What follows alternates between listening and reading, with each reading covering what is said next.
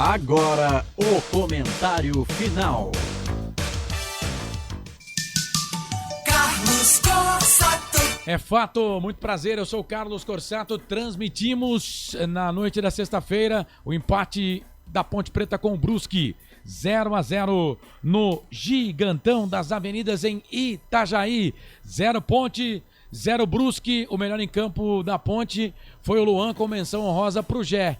E aí, Coral? Resultado justo, 0-0 Brusque e Ponte? Resultado justo, viu, Corsato? Mas esperava mais da partida. Embora sejam duas equipes que estão brigando na parte inferior da tabela de classificação, a gente esperava pelo menos um ímpeto maior no campo de ataque. No primeiro tempo nós pudemos observar 2 gols, né? Um da Ponte com o Matheus Edes, depois o Olávio do Brusque no último lance da primeira etapa, ambos anulados por impedimento. Da Ponte só pelo VAR. Em campo teriam dado gol. Já o do Brusque anulado dentro de campo pela ótima assistente a Vanessa Santos Azevedo. Depois o VAR, sob comando do carioca Carlos Eduardo Nunes Braga, confirmou. O segundo tempo a Ponte começou um pouco melhor, depois não viu nem a cor da bola, Nelsinho demorou para mexer, a primeira mudança veio só aos 35 minutos do segundo tempo.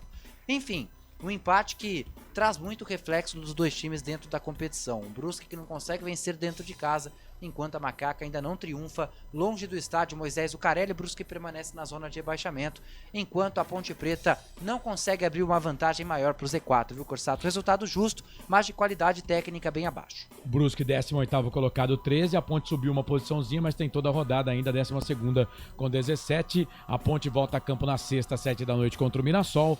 O Brusque joga no domingo contra a equipe da Chapecoense, fora de casa. Comentário final.